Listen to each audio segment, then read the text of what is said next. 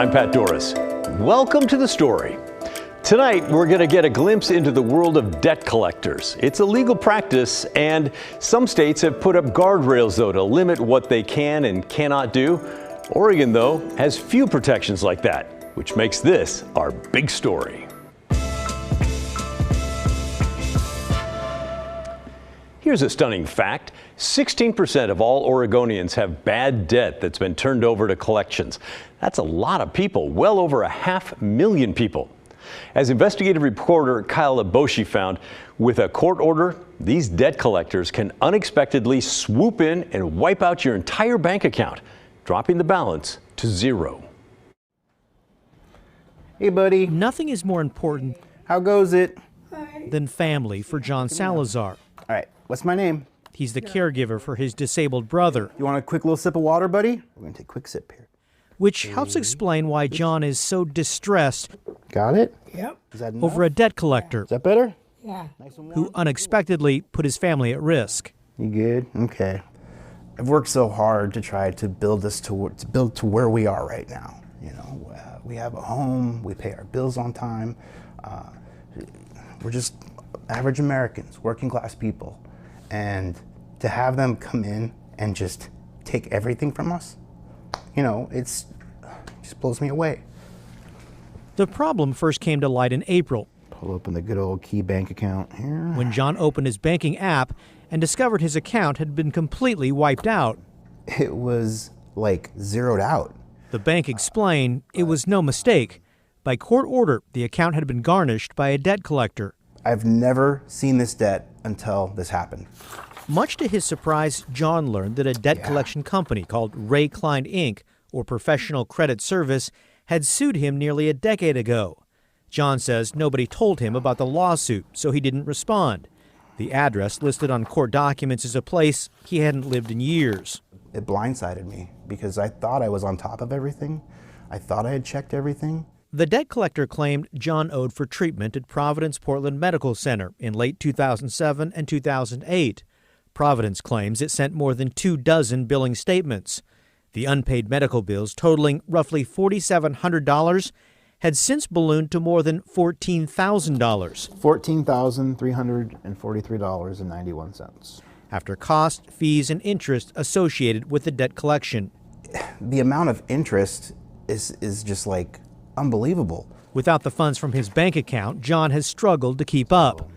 He's got to take care of his brother, pay the rent, and cover their basic needs. For us, it's been surviving off of credit cards and burning through whatever little bit of cash we had on hand and just hoping and praying that it's somehow, some way we can get through this. And John is not alone. 16% of Oregonians have debt in collections. That's about 680,000 people statewide. Often, these private third-party debt collectors sue, resulting in seized wages or garnished bank accounts. Last year, the National Consumer Law Center gave Oregon a D grade in protecting family finances from debt collectors. We stack up really poorly right now against other states. Chris Coughlin of Oregon Consumer Justice argues Oregon needs to put more protections in place so families have a realistic path to recover. So that they'll be able to pay off their debts, but also be able to pay their rent and buy food and pay their other bills. Currently, Oregon lawmakers are considering House Bill 2008, which would help people paying off debt by shielding more of their property, wages, and assets from court-ordered garnishment. For example, the proposed law would prevent debt collectors from wiping out someone's entire bank account, like what happened to John. Instead, the first $2,500 would be protected. It can't be seized, so people have enough money to cover their basic needs. Like medical care, school, rent, and food. On House Bill 2008. During an April hearing on HB 2008, those representing the financial industry argued against the bill, claiming it would have unintended consequences. When the ability to garnish becomes more restricted, that does affect availability of credit. Professional Credit Service, the debt collector that seized John's bank account, didn't respond to KGW for comment. Although a few days after we reached out, the company dropped the garnishment. We're in a bind. To clear things up, John had to appear in court defending himself.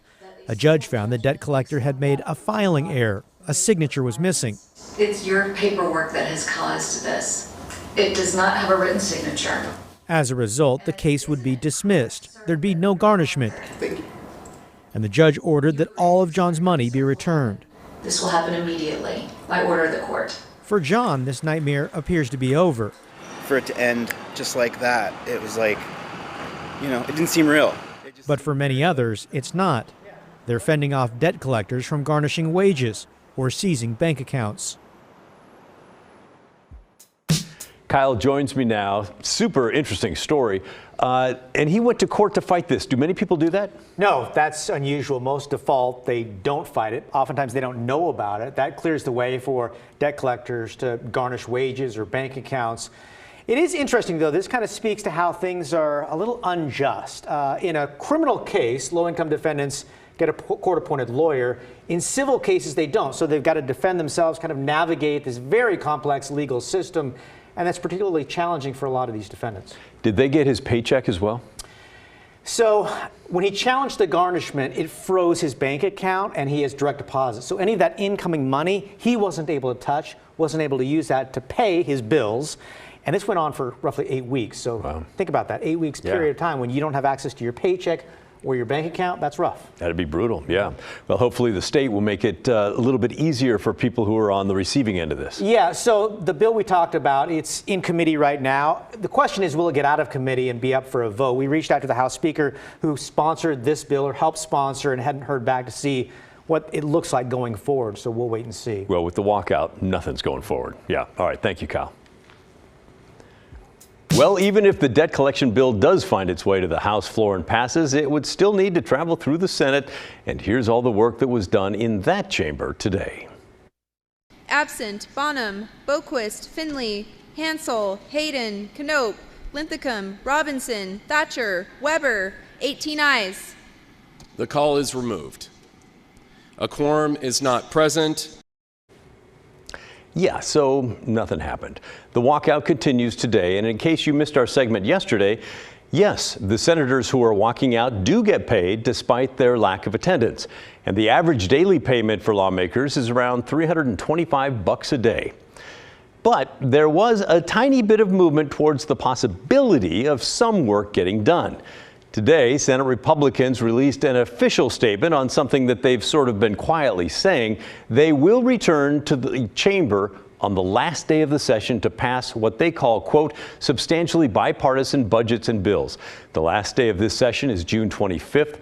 Their statement went on to say that the budget is the primary reason they would return.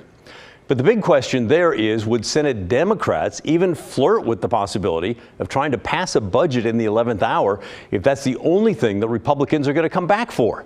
Senate President Rob Wagner was asked that very question last Thursday.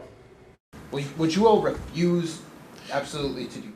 Yeah, this weekend I went back and I think I said this at one speech that I gave from the rostrum, and I'm a nerd for Oregon history, and I love to go back and look at media, and I love to go back and I love to watch Olis.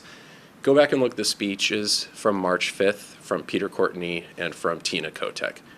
That is the standard. When Tina, at the end of her floor speech, said, you don't get to come back with 12 hours left, Leader Drazen, and determine just the bills and the budgets that you want to vote on. Like, that's not what democracy is. And it just isn't. And so the same standard is going to apply here. In other words, no, that's not going to happen, according to Wagner. And that idea of picking and choosing which bills to vote on is something that investigative reporter Evan Watson asked Senate Minority Leader Tim Knope just last week, after Knope made a point about Democrats choosing which laws to follow, alluding to the readability law that we've told you all about. You can't just say, like the Democrats have, that we will pick and choose which rules and laws that we're going to abide by. Now, if you come back on the last day, for example, of the session to vote on a budget or a couple of other things, wouldn't that be pick and choosing which bills you're voting on? Well, we've always said that I said from the very beginning before the session started that if they wanted to be bipartisan, we're all in for that.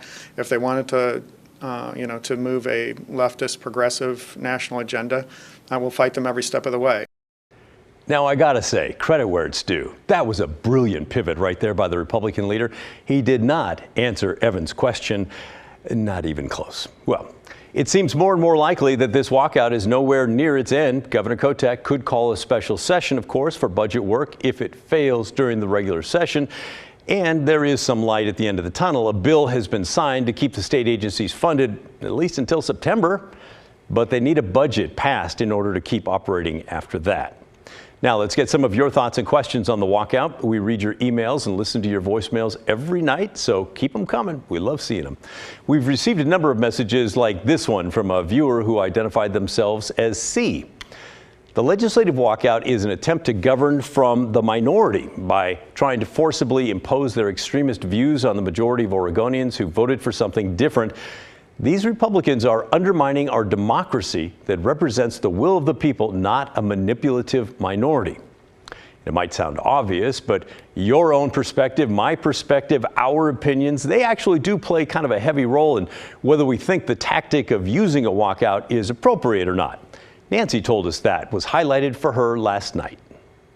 I was fully on the side of the Democrats when they did the exact same thing that the Republicans are doing here in Oregon.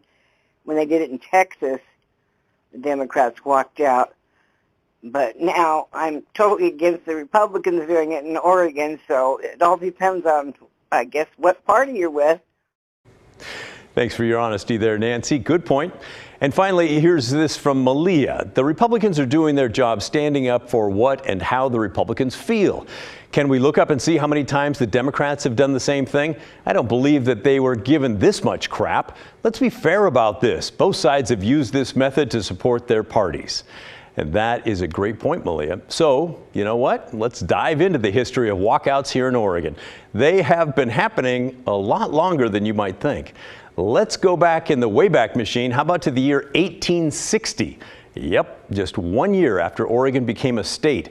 This nugget came to us from the Oregon Historical Society's Executive Director, Carrie Timchuk. The state legislature met that year to elect U.S. senators. That's something that state lawmakers did until the 17th Amendment passed in 1913.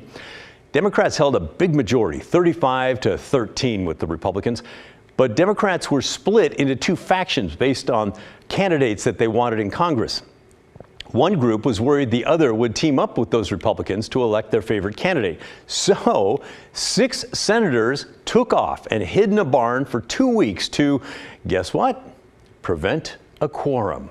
Oh, yes, they did. The big issue at hand was candidates' views on slavery. The walkout was solved after the governor called a special session that featured negotiations and 18 separate votes. The Democrats who hid in the barn ended up losing. Their candidate was not elected to the U.S. Senate. The next walkout happened more than a century later in 1971. House and Senate Democrats walked out that year. It was prompted by Republicans refusing to consider a federal constitutional amendment to lower the voting age. The walkouts lasted less than a day. Fast forward to 1995. According to the Statesman Journal, some Senate Democrats walked out after Republicans abandoned an award named for a former Democratic state senator. That walkout lasted just a day. Then in 2001, House Democrats walked out over a redistricting bill. Former Governor Kate Brown was the Democratic leader in the Senate at the time. And back then, she called the action of her House colleagues, quote, very appropriate under the circumstances. You'll notice that every walkout from 1860 to 2001 involved Democrats. Of course, the tides have turned, and as Democrats rose to power, the Republicans took the walkout baton and, well, ran with it. In 2007, Senate Republicans walked out for a day because of a tax-related bill. Then Governor Ted Kulongoski sent state police to an Oregon State baseball game in Corvallis to grab 2 senators and force them back to Salem. They went voluntarily. In May of 2019, Senate Republicans walked out for a number of days because of an education funding bill. It ended up passing, but only because Governor Kate Brown reached a deal to set aside other bills on gun control and school vaccines in exchange. Just a month later, in June of 2019, the first Republican walkout over the cap-and-trade plan. Loggers and farmers were worried cap-and-trade, which forced the lowering of carbon emissions, would affect their fuel prices and their jobs. At the time, it didn't have enough Democratic support, and the bill was declared dead. That brings us to February of 2020 and another cap-and-trade walkout. In this case, Republicans agreed to come back for the final day of the session, but only to vote on an emergency budget bill. Sound a little bit familiar, perhaps? A year later, February of 2021, Senate Republicans walked out over COVID restrictions. They were not targeting a certain bill. Instead, they were protesting the actions taken by Governor Kate Brown related to the pandemic. And then later that year, in September, House Republicans walked out over redistricting, accusing Democrats of pushing through a map that favored Democratic candidates. And that brings us to the current walkout, now stretching past 2 weeks with no end in sight. And for those of you keeping score at home, let's make it easy. Since Oregon became a state in 1859, there have been 11 legislative walkouts, including the current one. The first 4 involved Democrats between 1860 and 2001. The last 7 have involved Republicans between 2007 and 2023. Think there's a pattern of who held the majority in the legislature lately? Check out this table showing party control of the House, Senate, and Governor's Mansion for the past 30 years. Quite a blue wave from 2007 to the present.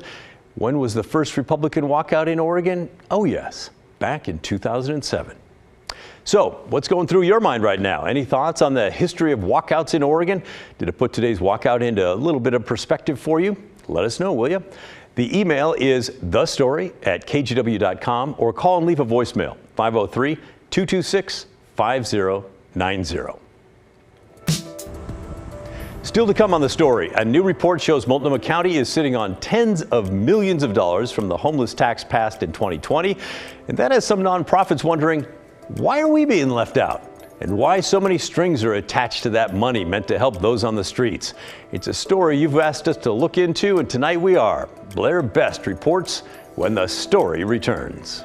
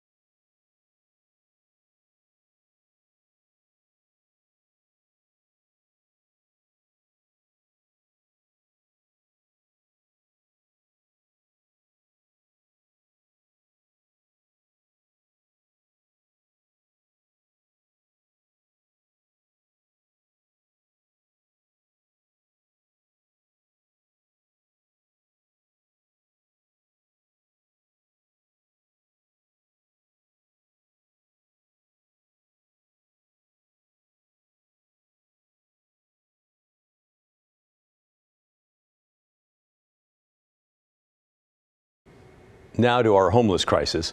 You might have heard that Multnomah County is sitting on tens of millions of dollars that they've not spent on homeless programs. The money comes in from high tax income earners and a tax on people who make a lot of money, basically, is what I'm trying to say. But some nonprofits are now asking, hey, why wasn't all that money used, and why do there appear to be so many darn strings attached? Blair Best has our story. It's going on week 3 of Myrna Gardner's time at the Bybee Lakes Hope Center in North Portland, an emergency homeless shelter. I came in from Texas. I was couch hopping for a while, and then I ran out of couches. With the help from the center's staff, she's now working on finding permanent housing. They help you find places to look at. They can put you to work, help you get work. It's part of the long-term reentry program at Bybee Lakes that needs financial support from the county to be sustainable. We've been offered the opportunity to receive some money from the county. And when we looked into it, they wanted us to change our model to do it. And we're not willing to change what we know works. That could all change based on the new leadership on the county level.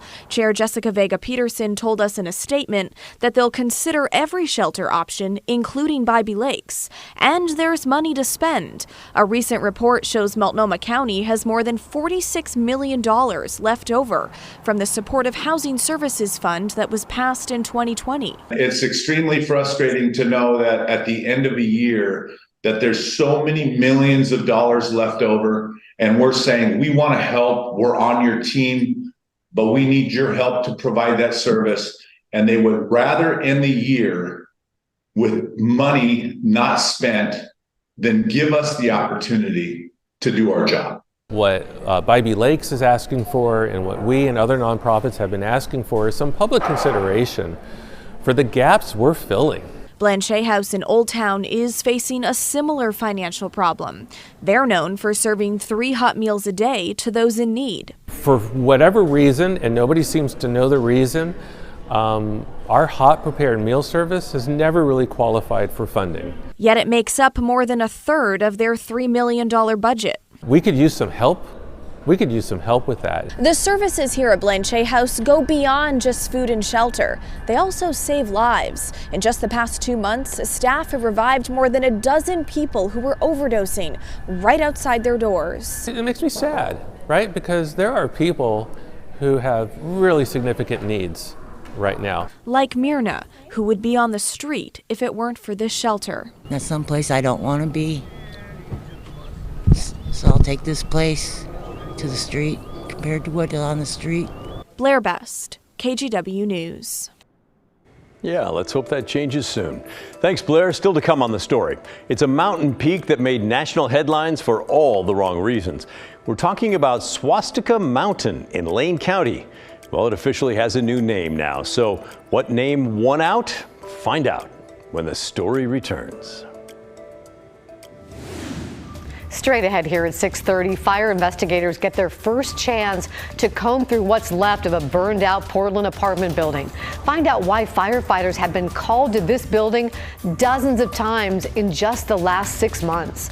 Also ahead, we'll meet the young runners who are going the distance in the state track championships for blind athletes. That's next at 6:30. We hope to see you then.